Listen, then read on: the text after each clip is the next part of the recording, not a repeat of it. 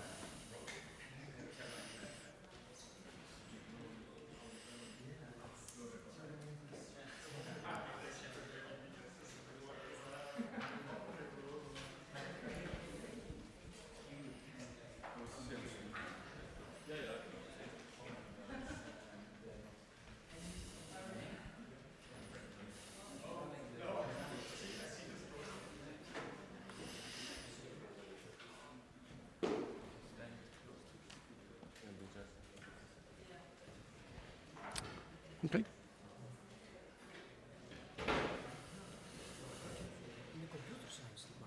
Yeah. It's irrelevant. I could be in anywhere, any department.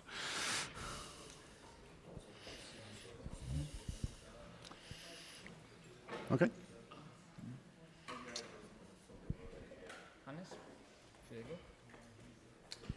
Okay, ladies and gentlemen, welcome to our session here. We are excited and proud to have our second keynote for this conference, Fred Cummins. Yesterday we already have a wonderful keynote by René, and today I think this talk is going to be amazing and will complement René's talk in many ways. Before I will be introducing Fred, just a quick note about one additional talk that is going to be delivered today at 1:30 p.m. in room B. This is the talk called Music, Social Engagement and Empathic Decision Making by Aaron Culverson, that yesterday couldn't be delivered. So 1:30 p.m. room B, don't miss it. Now, let's talk about Fred for a minute. We're so happy to have him here. Fred is a co-director of the Cognitive Science program at UCD, University College Dublin. He's a linguist and a computer scientist who has a specific interest for joint speech and interaction more generally. His work is really highly influential for current research and theory in embodied and enactive cognitive science. He's the author of the wonderful book, The Ground from Which We Speak, and his thinking is innovative in many ways. He covers a variety of topics that lie at the intersection of humanities and sciences, so it's really appropriate for this conference, I think. We're really excited and really look forward to hear more about Audition as sensemaking and its contribution to a shared human life world. Ladies and gentlemen, Fred Cummins. Okay. Thank you very much, Andrea. Thank you very, very much. I'm delighted to be here. This conference is right up my alley. I love what's going on here, and I'm very honored to be able to contribute. When I started putting together my slides for this, I stuck this picture in as a placeholder, meaning to replace it with something that was sensible. And then I grew to quite like it, and I think maybe by the end of the talk you'll understand why. Embodiment is the theme here, and embodiment means very different things to different people. I'm enormously indebted to Jasper van der Herik, who came up with a graphic many of you will be familiar with, which illustrates a variety of positions in contemporary philosophy of mind, from which I've just taken the most important ones in the present context here. Identity theory and functionalism are illustrated very nicely up there, and I've lumped them together under the heading of cognitivism, which must be taken to be an orthodox position. That is, to adopt anything other than a cognitivist position requires some justification. Down here we have his nod to the extended mind theory and embodied cognition, and notice the head is playing a rather different role. In the conservative version of the extended mind theory by Clark and Chalmers, we still see a very important role, distinguished role for the brain, whereas in embodied cognition he's drawn these loops going through the body into the world, and the brain is just there, like the kidneys are also there. I am going to pursue a particular form of embodied cognition which will be articulated from a strongly enactive point of view. Enaction is familiar to many of you and probably not quite as familiar to some of you, and there are a variety of forms of enaction, and so I am going to try to outdo my colleagues. People like to talk about radical positions, radical embodied cognitive science, Tony's book, Radically Embodied Cognition. I'm going to out-radical radical and suggest that inaction is going to represent a fundamental break in Western thought.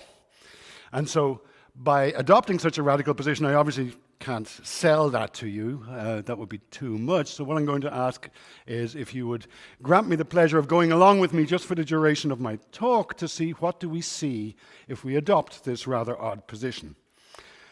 Over there on the left is Vitruvian Man from Leonardo da Vinci, and I'm going to have him stand for the human subject, post-Renaissance, post-Reformation, autonomous, invested with free will, white, male, able-bodied, at the peak of his years, so profoundly sexist, racist, colonialist, normative view of humanity that we have spent our lives working to construct and further through normative psychological exercises. And I'm going to suggest I want to move away from that and allow enactive theory to develop a much more, well, this is what I'm going to call the loopy body, and it shouldn't be seen as one body, but as many kinds of bodies which are embedded in their environment and are multiply animated through many kinds of reciprocal engagement with their worlds. So it's ambitious. And I'm not going to try and convince you. What I just want you to do is go along with me as if this were, you know, a cartoon or something. We'll try it out and see what we see. Is that okay? So in an enactive account, one of the funny things when you start coming upon an action is there's an awful lot of jargon.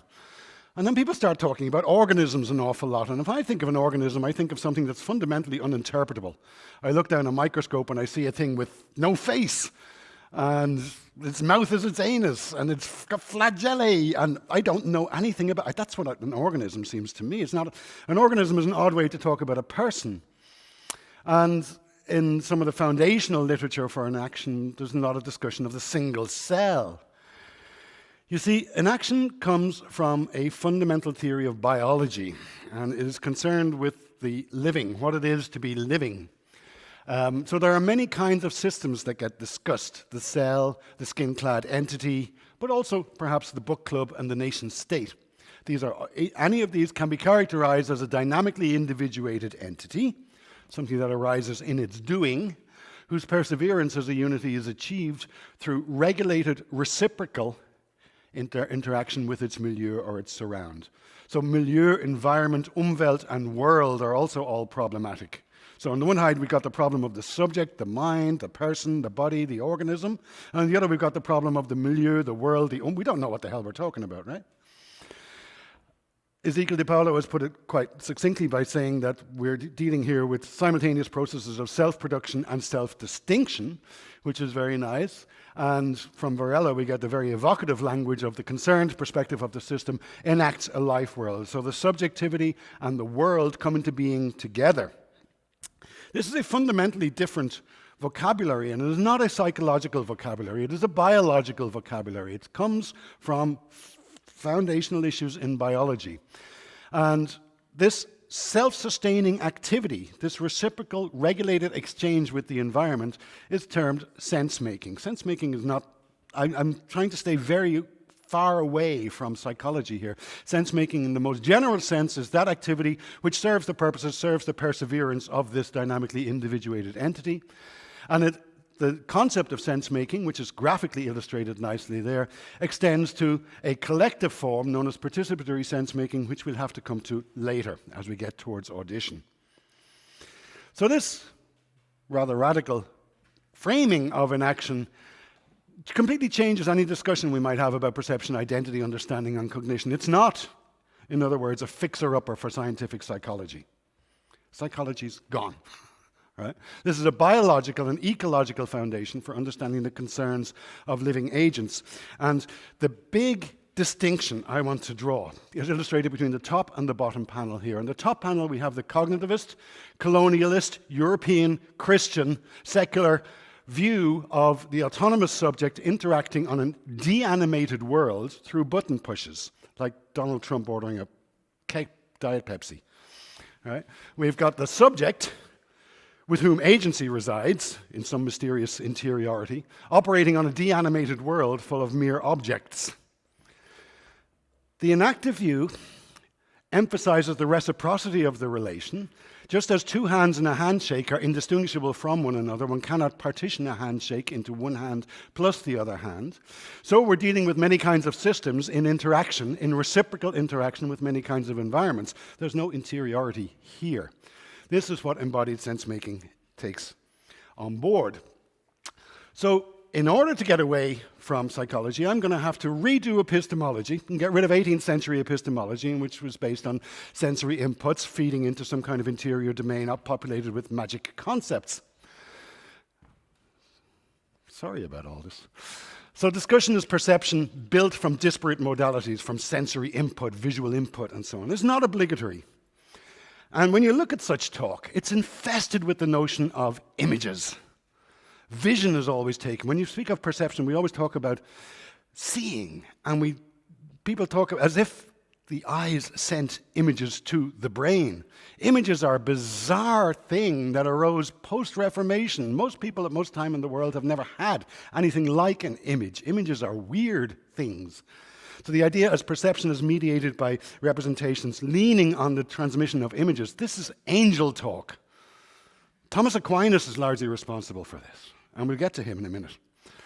For an embodied being, and we are talking about, we'll try to restrict our attention not to book clubs so much, but to embodied beings, touch is a logical necessity and vision is not. If you have a body, you have a surface which is in contact with its environment. Vision is a specialization of that, and we'll come to vision in a bit. But we're going to start by grounding our intuitions in touch. Touch, vision, and audition have an awful lot in common, but we'll only approach vision after we've done touch, and then we'll approach audition, and we'll see something that we don't normally see. So obviously this kind of peculiar approach is going to take a difficult stance with respect to brains and nervous systems. But touch, vision, and audition have something very important in common. In each case, we can define a receptor surface that's going to be the skin, the retina, and the basilar membrane, respectively. And we can trace the projections from the receptor surface, which is where nervous system activity begins, to the primary sensory cortex, where we've got a topographical mapping. We can trace areas on the retina to areas in primary visual cortex, areas on the skin to areas in somatosensory cortex. We can trace this in the tonotopic mapping in the auditory system.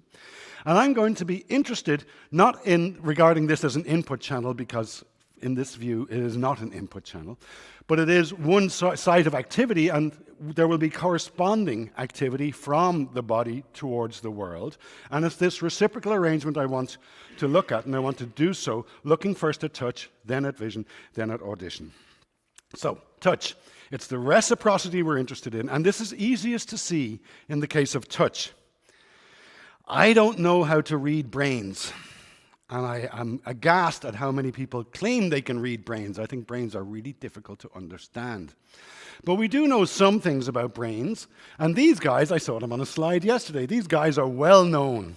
These are the homunculi of the primary somatosensory cortex and the primary motor cortex. You all know those, and in the cognitivist view, they represent something to do with inputs and something to do with outputs, and I've always found it amazing that they happen to lie right beside each other in the brain, and that they happen to look so similar. If I was talking to the sensory homunculus over there in the coffee room, and I turned around and I saw him, I go, hey! It's the same guy. It's the same guy. They are not separate. They're the same guy. And they're the same guy precisely because this is the reciprocity that emerges when we consider the skin as the interface, the skin-clad being as the interfacing with the world. And with this, we can see now what is important to touch. Touch is a form of activity in which we probe the world. We probe the world, we interact with the world, we engage, squeeze, poke, prod the world, and as we do so, the world pokes back. We're going to be dealing with an animated world, which should make some of the ethnomusicological discussion we had a bit simpler. We're going to deal with a world which responds to us. That can be other people as well as surfaces, but touch is reciprocal, and it's an activity. I found a lovely paper on the phenomenology of touch by the feminist philosopher Maria Puig de la Bella Casa there, and just some quotes from this. The unavoidable ambivalence of touch is of conveying a vital form of relation and the threat of violence and invasion. For to have this kind of a border is to leave yourself open to damage from the world. Touching makes us confront the fact of our mortality, our need for each other, and as Judith Butler puts it, the fact that we are undone by each other. Touch is inseparable from life itself. Theory has only observed the world. The point is to touch it. This is getting quite radical now. And touching is also called upon as the experience par excellence, in which the boundaries between self and other are blurred. We can come back to Merleau-Ponty's famous discussion of the paradoxical nature of touch when we consider when we touch ourselves. It's very difficult to sort out what's what there. Okay, so that's touch, and that's our grounding now. That's our intuition base as we now approach vision, and I am not going to approach vision as the construction of representations built up laboriously from V1 to V2 to V3 and ultimately occupying half the brain. And vision has nothing, in my account, to do with images whatsoever. It's going to be a form of touch. If you do Google image search on the word image, this is the first image that comes up. So this is the most image-like image in the entire Google sphere. So that's not what we're talking about. We're talking about reciprocal relationships. Now, the ecological psychologists have been all over this for a long, long time. They switched the discussion from what's inside the head to what the head is inside of. And they switched vision from being image-based to being an activity in the world, a means of engaging with the world. And I'm going to cite here the Viennese cybernetician Heinz von Förster, who said, "Wir sehen mit den Beinen." And we will take him quite literally. As I move my legs, so that which I see changes. And so I can direct my vision by moving my legs. We do see with our legs. And as well as the Gibsonian insights here, some of you may be familiar with the theory of sensory-motor correspondences from O'Regan and Noe, often misleadingly called an enactive theory of vision, in which vision is a mode of engagement with the world, a gearing in, a skilled mastery of sensory-motor contingencies. If that sounds very jargon-ridden, and it is a little bit, isn't it, to be honest, then let's just consider this. These are various forms of sensory substitution which try to capture some of the activity of vision using alternate, well, let's say retinal substitutes. So the Bachirita picture over there, I think everyone's seen that picture at some stage. We've got an array of little spikes or needles placed on the belly. We've got a camera up here, and as the image on the camera changes, so there's movement down here, and initially that just tickles the belly. But as you learn the correlations between your movement and the sensations here, that lifts off and becomes a phenomenology of vision. We can place that receptor anywhere. It can be on the tongue, for example. What's important is that the relationship with the world be informative, so that one's activity generates change which is of relevance to you. Attempts to do vision with sound are less good, and that's a one-bit attempt. Myself and Bill Sharp are using a thing called the enactive torch. But in each case, what you have is a new modality that you have to learn how to wield. It's an activity with which you learn how to touch the world. And you can see the retina just as a very, very specialized part of the body for mediating this contact with the world. We're dealing with contact and not representation. You're all familiar with the inverting goggles. Inverting goggles, when you put them on, the world is upside down. Oh my God. And then you wear them for a few days, and you get quite good at this, and then you can go about your business. But there's never any sense of a phenomenology of an inversion. The first time you put them on, of course, you are alienated from what you're seeing because it's all wrong and everything you do is wrong. But as you gain the mastery of it, all that happens is normality sets in. There's no imagistic inversion. A cognitivist account of these two visual phenomena, pursuit tracking and the vestibulo-ocular reflex, appeals to entirely different mechanisms. Pursuit tracking is the business of moving my eyes smoothly as they follow something in the world, and I can do that only if there's something in the world. Absent a target, I engage in saccades. And there's mechanisms for that, if you like mechanistic talk. The vestibulo-ocular reflex has an entirely different mechanism, but it serves to maintain exactly the same relationship. This is the fixed relationship between the direction of gaze and something in the world. So we can move the world, or we can move the head, and either way it's the stability of the relationship that's captured. Birds offload this onto their head and neck muscles, as this owl will now illustrate very appropriately. I can play with that owl for hours, but I'm afraid I have a little bit... He's gorgeous, isn't he? This idea of vision as a form of touch, I didn't invent this, the Gibsonians didn't invent this. This is an old theory which has been thoroughly debunked and laughed out of town, and it's time to take it back. Plato's theory of extramission, the idea, you've all heard of this as a slightly weird idea that there's rays coming out of the eyes. And you go, hang on, that doesn't make any sense. Why can't you see in the dark if that's light? And also, there's obviously no rays coming out of the eyes, right?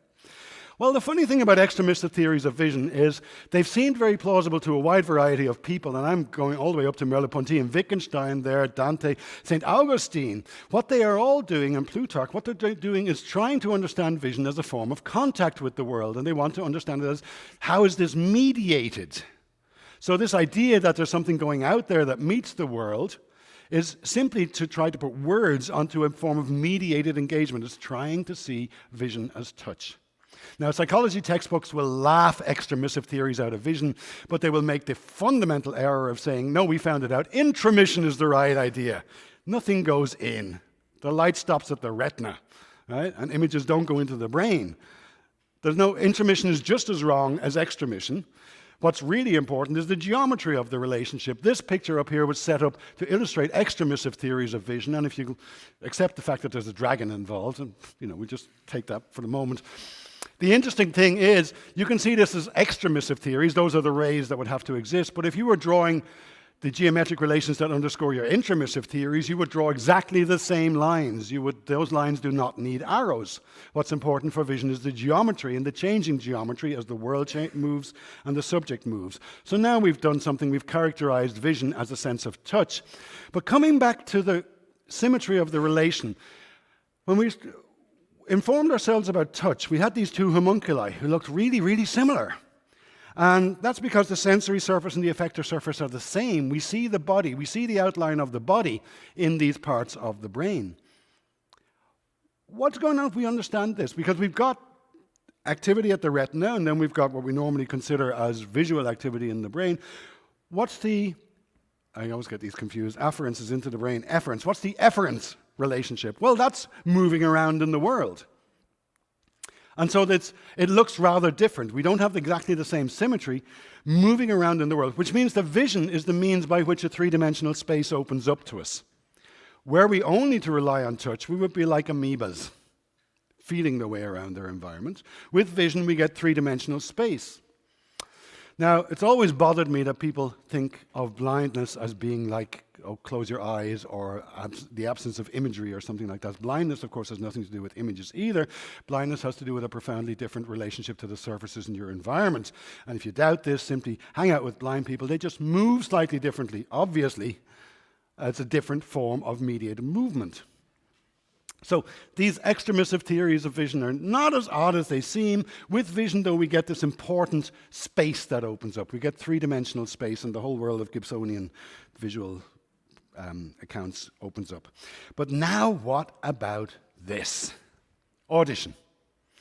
See, the ears are a bit odd. They seem to be always open for business. They're not terribly directional. It's very hard to figure out what the efferent path would be here, and they're usually characterized as being passive and input only. We had this notion of, in an interesting talk on audio marketing there the other day, that you can torture someone, but you just play music at them and they can't shut it out.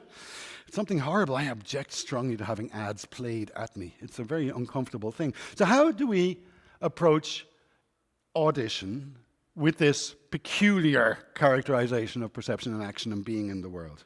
Well, we don't do it as from a cognitive standpoint. And from a cognitive standpoint, hearing is really bizarre. Al Bregman gave this lampooning, it must be said, of an information processing account of hearing.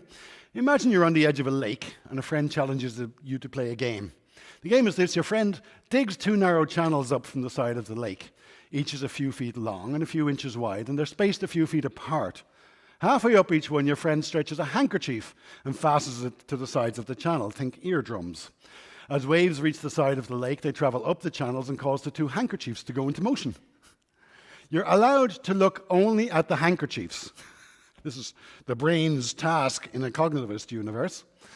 From their motion, you have to answer questions like how many boats are on the lake and where are they? Which is the most powerful one? Which one's closer? Is the wind blowing? Has anything just dropped into? Those are difficult questions if you're just trying to figure out from the motion of the Yeah, so that's not going to work, right? Now, we're not going to approach audition like that. We are interested in reciprocity. And maybe just to prompt our intuitions here, we just point out this weird fact that always sits at the back of my mind and troubles me somewhat, which is that loudspeaker technology and microphone technology are the same technology. That loudspeakers are microphones and microphones are loudspeakers. They have slightly different properties. Can you think of a visual equivalent for that? I certainly can't, but always bothered me. Anyway, when we look at the auditory system, what we see, if you study the fibers in the auditory nerve, you find as much efference as afference. There's as much going down as there is coming up, but it's not understood very well. It has to be said. All the projections in the auditory system, as within any system in the brain, are highly recurrent, highly nonlinear, and our understanding of efference here is extremely limited. We do know, though, that the ear makes little sounds. The ear is a sound producer as well as a sound consumer. Otoacoustic emissions make us aware of this, that we can think of the ear as being somehow an active organ. Now I want to come back to this basic framing of the enactive sense-making and move now to participatory sense-making. For if, in the sense-making activity of a dynamically individuated entity, subject and world arise, and some of that exchange, the reciprocal exchange, is with conspecifics, then we become entangled in each other's sense-making, and with this, the possibility of a particular kind of sharing of world arises. Participatory sense-making is a logical extension of this picture, and it suggests how we might come to occupy something like a shared world. Now, in keeping with the radical thrust I'm adopting, let's just stop thinking of audition as lying within a person, and let's assume that this reciprocal relationship may obtain among groups of people. And then we find, here's Alan Wing from Birmingham, quoted on the Rhoda microphone site. I like this. In some of the music, people just come and play together, but in a string quartet, like any ensemble, members have to become one organism. That's Alan. There you go. It's remarkable. It certainly is remarkable. It's, however, not restricted to string quartets, Alan. I know Alan likes to study string quartets, and he's a mighty fine cellist, but in fact, sensitive interpersonal coupling is intrinsic to music making in every tradition, right? That is a fundamental fact. I don't think anyone's going to argue against that. And as we get away from the idea of music as a distinguished form of performance, or as a theatrical act which is consumed by an audience, and look more at the participatory nature of the sound world, then we're drawn to examine other kinds of activities that would never find their way into a concert hall. So African American convicts working with shovels here are singing as they do their work, and this is well known from groups of convicts that they will sing as they're working. We know the role of the drum in rowing, for example. Neither of these is going to be called music. But in each case, we have the role of audition and the production of auditory patterns as being a contributing factor to stabilizing our collective behavior. So we just moved smoothly from considering the single organism to the groups of these organisms. You see, sound, more than any other modality, yokes us together into a common present. You can close your eyes, but you don't leave the room. The sound goes on. Sound anchors us and keeps us here. Our imaginations have been polluted with images. I've mentioned that a few times, since the Renaissance, and then since the invention of photography, and then since moving photography. And we've all developed this sense that we can imagine events happening in a space-time mise-en-scène framework that can be viewed from any place. We don't mind when the camera jumps to view things from the left and from the right. Something that's physiologically absolutely bizarre. We're so literate in film that we just ignore the changing viewpoint, but if the sound changes, that's when continuity changes. So as long as the sound is continuous, we see it as one shared now. Continuity lies in sound, and when it's interrupted, we understand events to be discontinuous. So on this view now, I'm siding with many of you who like to move the discussion from music, as sort of Western art music as the prototype, to musicking, which I'm going to say would be coordinative and affiliative activities grounded in auditory motor sense making. How are we doing? I'll shut up with brains now, okay? And I'll shut up with perception now. But this little journey has landed here So that we regard this as fundamental to our species, as world founding. And it's an interesting place to land because I landed here from a different route. And my route was from language to languaging, in which I came to get away from the view of languages as distinguished systems like English and French with phonologies and syntax, to a much broader variety of activities, coordinative and affiliative activities, grounded in auditory motor sense-making. You see, when you characterize language as being the kind of systematic form of organization that can be labeled English or French, you're talking about something that's very recent, that requires a great deal of normative social organization, that is only possible since the advent of writing, and so is only just a most recent drop on the block. And if you look at the history of our species, because when we ask about language, we're often interested in what the hell happened to this particular primate, then we won't find that notion of language cannot help to answer the question of what happened to our species. Instead, we must look at a wide variety of activities which ground our common world. How did I get to this point? I got here by studying what I've called joint speech. You can call it chant if you like, but I use the term joint speech because it has a really good, simple definition. Joint speech is when multiple people say the same thing at the same time.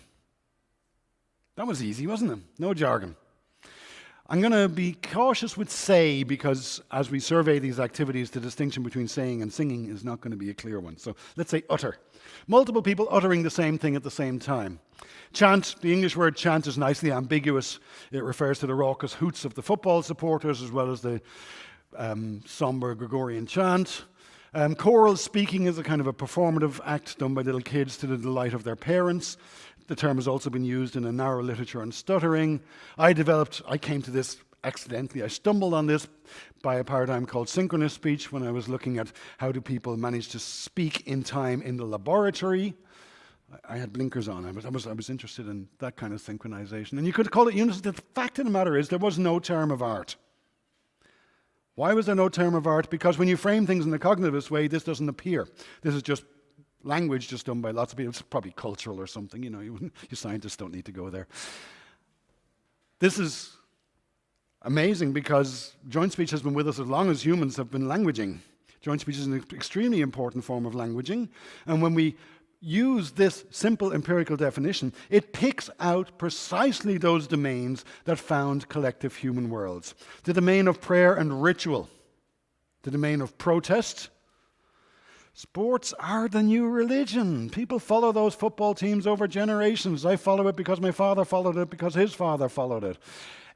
Identities are enacted in the activities that go around joint speaking. I'm not saying joint speaking itself is magic, but we can use this definition to identify precisely those practices that bring into being the shared human world.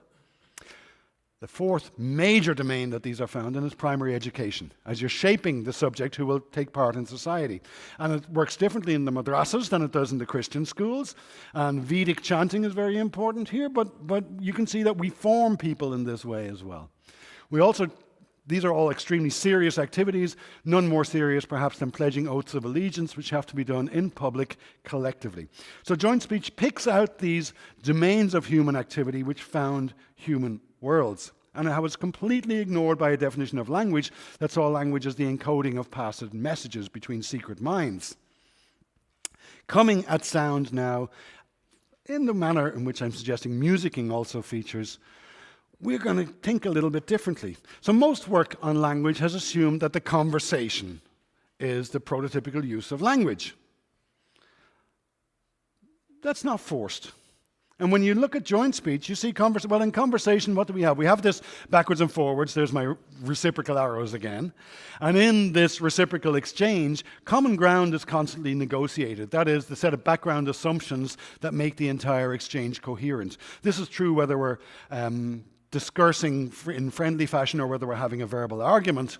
But that common ground is constantly shifting. In joint speech practices, we find the refinement into all the various marvelous forms of liturgy, where we also find sometimes reciprocal exchange between a leader and a follower, priest and congregation, political leader and crowd. But there's a great deal more common ground, and typically, if there's a back and forth, it's of this nature. Amen. Yeah, right on. By which we utter collective assent and thereby get to partake in the joint uttering of what can be a very nuanced message. You don't want the plebs messing up the rite of the Eucharist. So the priest has that job, but we can all get to say amen because we're not going to mess that up, right?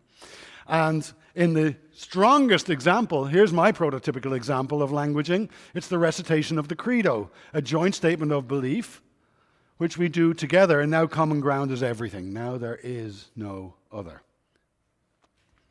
So this is an unusual way of coming at language and languaging.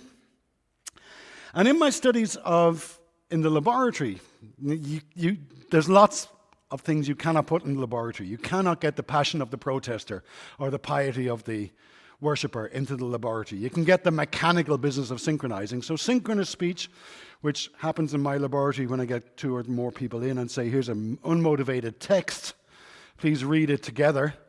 And so people go, okay. Read it in synchrony. Okay. People can do this. They can do it immediately.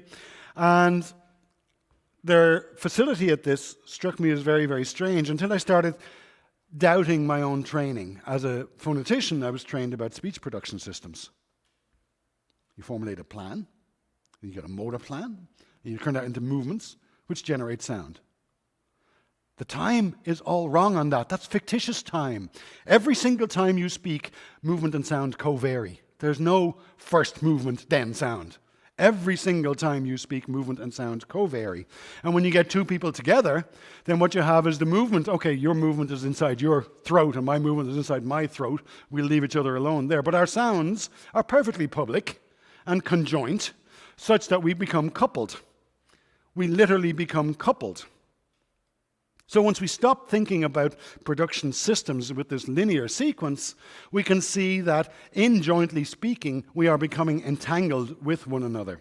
This is a mechanical analog because it happens in the lab, but it's quite impressive. So here's a kind of a speech error which we find in the lab under these conditions when people speak in synchrony, and you never find it elsewhere. There's a change. See if you practice your ears here. See if you can spot when 2 people become when one thing becomes 2 things. Okay, the phrase used is big dinosaurs and bigger Daleks in battle, because phoneticians are just weird. That doesn't matter, just listen. Big dinosaurs and bigger Daleks in battle. Big dinosaurs and bigger Daleks in battle. Big dinosaurs and bigger Daleks in battle. Big dinosaurs and bigger Daleks. Usually accompanied by laughter. Very, very sudden. I'm going to show you a second example because I want you to believe that this is actually real, and I have dozens of these examples. Here's a bunch of word lists. Shady, final, patter, folly, bingo. Sorry. They walked into a brick wall in the middle of a syllable. If someone was speaking to you and they did that, you'd look for a sniper. You would be completely surprised. And they do it simultaneously and regularly. So all this demonstrates is that this is not a metaphor that they are entangled in each other's business. They are literally not controlling, they are strongly coordinating with each other in mutual entanglement. So joint speech opens up ideas which I think those of you who are interested in musicking will also find conducive, because in fact, when we frame things this way, we don't see a distinction anymore between speech and music. So here's the silent speech. I don't have much, well, we could talk about that over beers maybe. Here's a monologue where I'm speaking, and we've got this great asymmetry. You're taking part in this just as much as me, and if you weren't here, I would not be speaking like this, so it is a joint production, but the vocalization falls to me at the moment. And later on over coffee, it'll be more symmetric. And then in joint speech, we get this mutual entanglement, initially and in its most serious forms, without any musical supports that would facilitate joining in. So when we swear an oath of allegiance, which we do once usually, we recite it in speech-like format with speech-like prosody, and you have to know the words to join in, and it's extremely serious and you're committed when you do this. This is true whether you're speaking the Pledge of Allegiance or whether you're pledging bay'ah to the Caliph of the Islamic State. It's exactly the same format. As we now survey the landscape and we find there's an awful lot of repetition in most of these practices, so we get rhythmic emphasis, short phrases, melodic exaggeration. We're seeing musical elements come in, some of which, of course, get elaborated into wonderful forms of chanting. What we see gradually introduced as we move more towards the musical domain is this external timekeeping.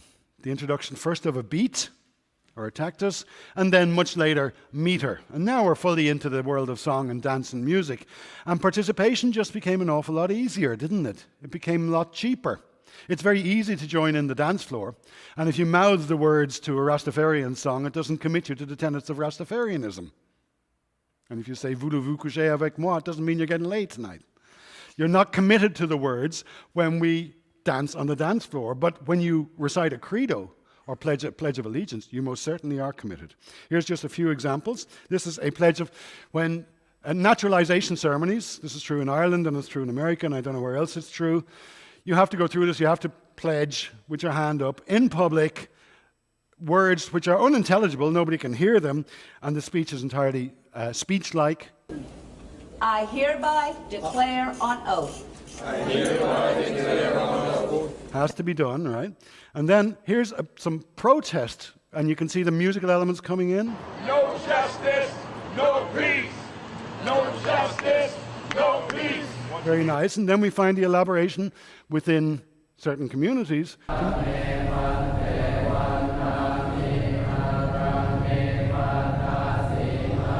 All of these are joint speech. They all are foundational activities. They work in very different ways. Their relationship to anything you might call music, well, you can see that we can't disentangle language and music here anymore. So musicking and languaging have become completely mixed up. I want to point in passing to the role of music in monastic communities.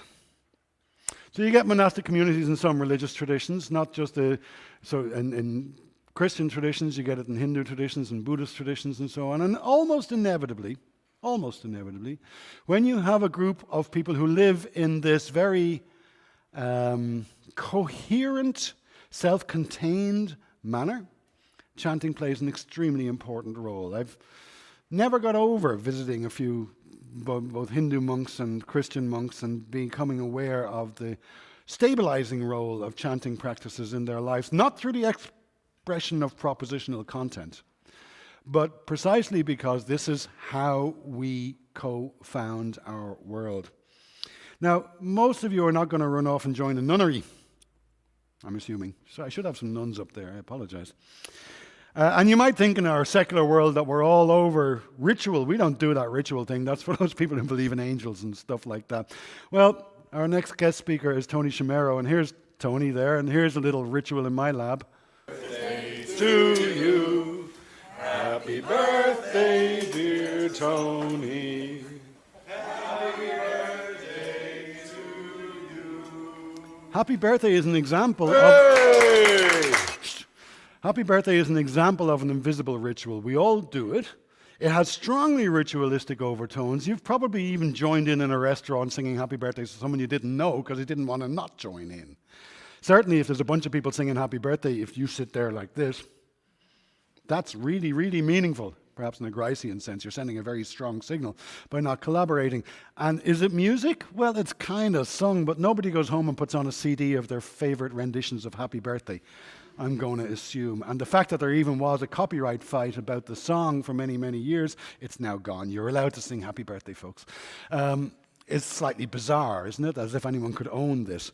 The happy birthday also has this weird characteristic that you also find in religious rituals, which is frequently the words that are spoken in joint speech are not in the language that people speak. You find in Ethiopia, you find the liturgical language of Ge'ez, where people are around them, in everyday life, are speaking Amharic. Hebrew was of this nature. Coptic is of this nature. And you can go back to ancient Mesopotamia, and the oldest example of literature we have is the Kesh Temple hymn, 2600 BC, evidencing clear liturgical structure. So people were joining in ancient Babylonian, and that text survived for 1,000 years. We have copies of it from 2600 BC to 1600 BC, with virtually no textual changes, but the ambient language changed in that time from Sumerian to Akkadian. So even back there, we found that people were, once a ritual has been established, that gets preserved irrespective of what's going on outside. Happy birthday is sung in China. I know sometimes it's translated, but very often it's not translated. I hang out on live streams a lot. You can find it in Borneo, in China, in Japan. Happy birthday is of this nature. So I want to sum up. Languaging and musicking, on this view, are not categorically distinct. They can be seen as varied modes of enacting collective life worlds if we have available to us those concepts that can make sense of that jargon. I did say that I was adopting a radical position, breaking Western thought, refounding epistemology. All that's a bit grandiose and self-serving, isn't it? All I was doing was trying to put in place the language that will allow me to acknowledge what is right in front of our faces when we sing happy birthday. Beyond highly valued art practices, we find basic modes of coordination, from spontaneous collaboration to highly preserved forms of liturgy and ritual. We find this everywhere. One of the most impressive examples is bullying. People think when you're studying chant that it's all good, and then you point them to Trump and lock her up, and you point to the Nuremberg rallies, and then you go to any school playground and you find kids ganging up on other kids, chanting at them, forming a collective in opposition to the poor bullied individual. So chant is not all good. But by attending to such things, we can become more aware of the practices that found shared human worlds. And that's why when I look at this picture, I go, squelch. Thank you.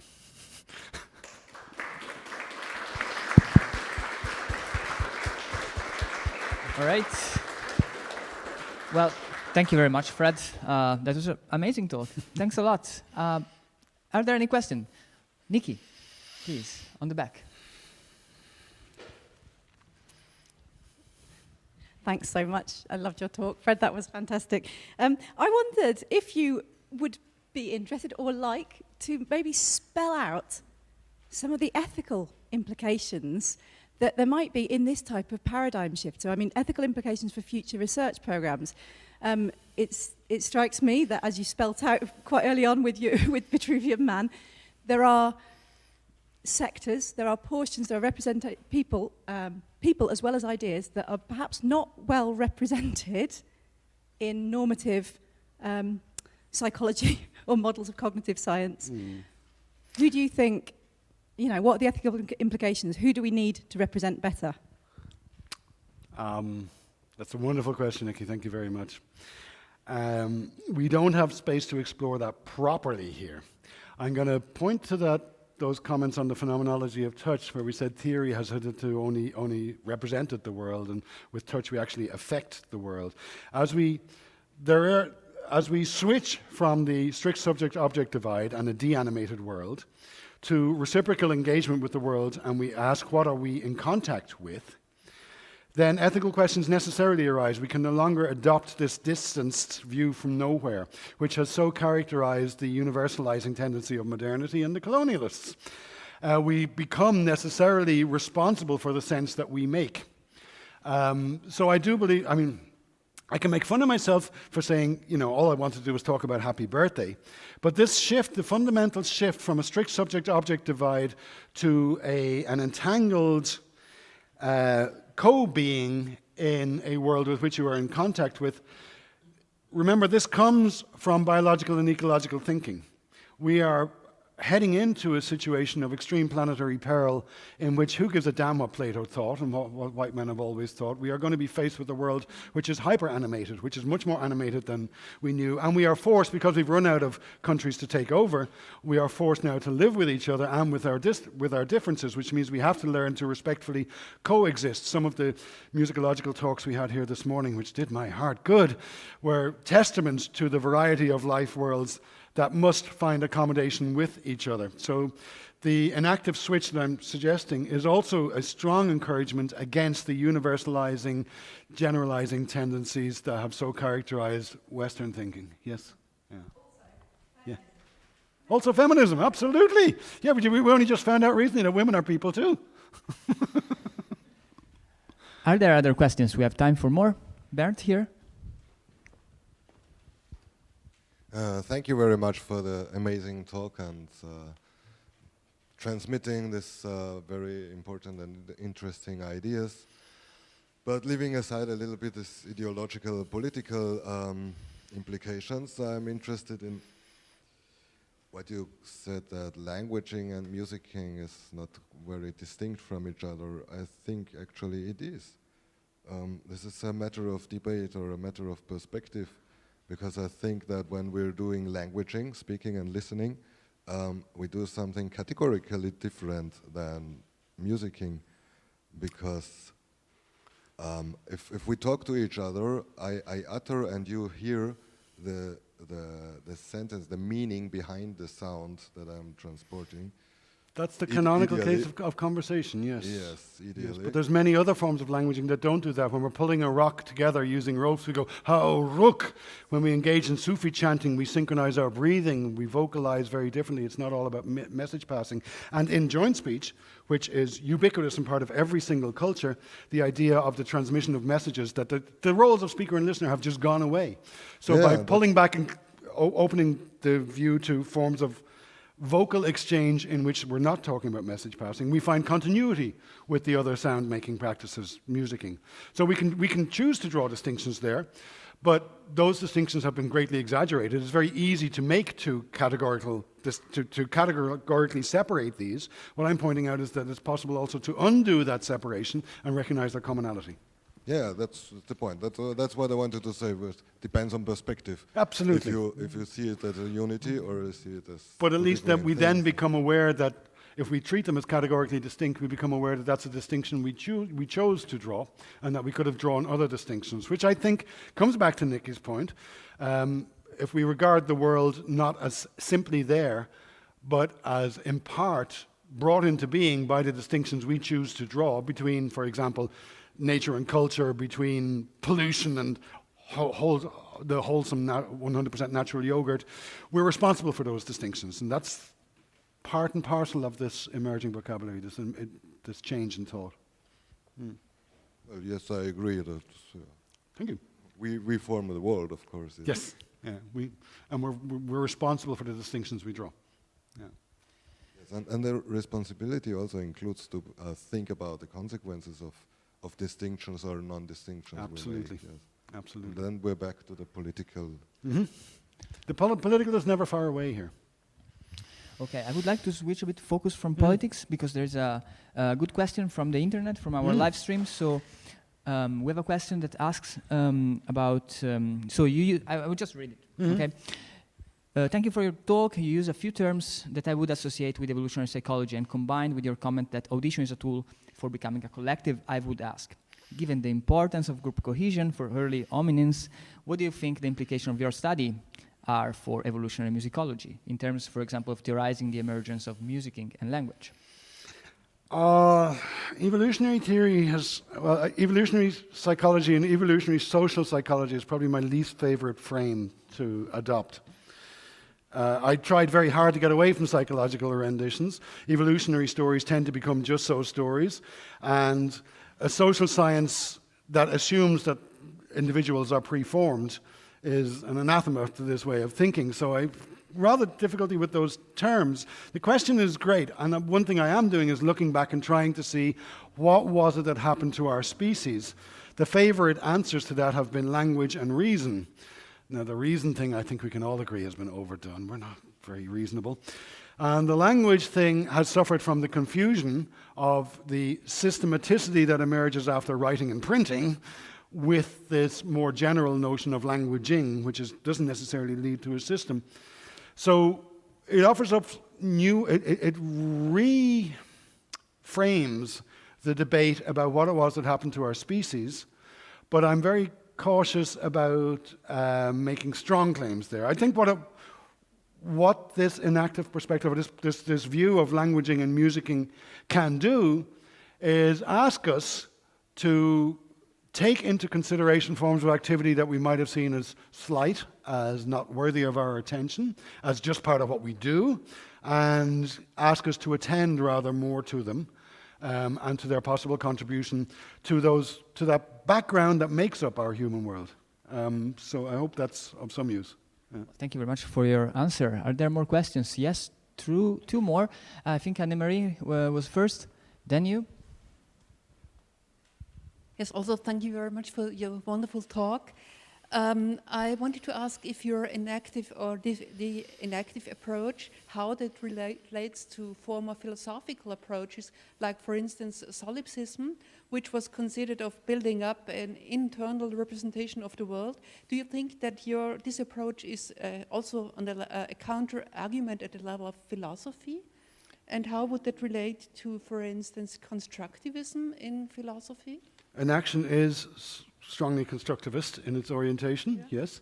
And it makes it, that we were just talking about that we are responsible for the distinctions we draw in the world as we seek to unify accounts of our natural, social, cultural worlds. All these stories come together, so we're responsible for our own accounts. So this makes it a constructivist theory. When I try to distinguish between the strict subject-object divide and the reciprocity that inheres in the enactive view, I was, I think, getting as far away from solipsism as is possible to get. I was rejecting solipsism outright. And in discussion of separate sensory modalities, we described touch as a form of engagement of an embodied being, vision as a form of engagement of something that runs around among surfaces, and audition as a form of engagement of collectives. So that's not tied to any particular notion of the individual. So on my reading of enaction, there are some questions that we will never ask again, thank God. One is, how does the mind work? The mind is not a thing. There is no mind. Our experiences are not independent of each other. Right now we share the reality of this room, which includes the lived experience of everybody in it. They're not taking place in hidden Cartesian theaters. It pops us back out into the real world. So. Okay, there was a question just in the back. Hello, thank you very much. I really enjoyed it, and I really embrace your participatory and sense of the world, and including language and music and the political implications and everything. But could you give us a hint about how you move from languaging to language? How, starting with this participation, can we go up to something like universal grammar theory by Chomsky, or to something like Derrida writing on touch? So could you give us a hint about, is it an increasing complexity? I certainly can, and I have to draw your attention to a lie which I have told my students many times. I say, when I'm teaching them an introduction to the world, we mention language, and I say, look, we're going to use the term grammar in a highly technical sense. We're going to mean syntax, basically. And look, linguists are scientists. They're not grammar Nazis. They're not going around saying, don't split your infinitives, you know. So I strongly distinguish between prescriptive and descriptive approaches. And I say, we linguists, for I am a linguist, we are scientists, we take a descriptive approach, not a prescriptive approach. And that lie completely misses all the prescription that goes into forming what you might call a grammar of English. If nobody decides what's grammatical and what's not grammatical, and they do so on the basis of curricula, on the basis of spelling books, dictionaries, shared printing presses, written texts that stabilize so much, if you rewind to a world in which the global population is 1/100th of what it is today, and you don't have to go very far back to do that, what you find are loosely associated communities with none of these forms of standardization. You can only identify those systemic elements that have formed both the basis of structural and generative linguistics with all their systematic organization if you have means for constructing those. Those are constructed objects. What we do to establish the phoneme set, we get people in to an anechoic chamber with the horrors, and we make them say, I say he'd again, I say who'd again, I say hud again, I say had again. When you do that, you can identify the phonemes. But as anyone who's ever done any field linguistics knows, if you go and speak to people who don't speak a written language, their phonemes are not well organized. they're iffy, they're rough around the edges. And furthermore, if you encounter, let's say, a group of people living before the advent of agriculture, they're going to be, which of them speaks the best language? Should we take, is this the language we're going to use, or is this the language we're going to use? And what about mixed forms of language? Because we know, for example, marriage different forms of social organization mix up people differently. Some people have to leave and go to linguistically different groups in order to marry. There's no standardization, so there's no way to pick out the notion of a grammar of English. So the notion of a universal grammar of English is built on this fiction that there is a standard, which is a natural kind. So there you go. Okay, thanks. But that poses still the evolutionary question, right? I mean, that begs the question, actually. How we get from one to another. You mean biological evolution? No, or no, not at all. I mean evolution in general, including biological, obviously. But yeah. Well, we could yeah, talk for we'll have some beer. hours. Yeah. Okay, so unfortunately we don't have time for more questions, but before closing the session, I would like to invite Richard Parkett here on the stage for a few words. But before that, again, please, let's say thank you once again to Fred Cummins for the wonderful keynote. Thank you again, Fred.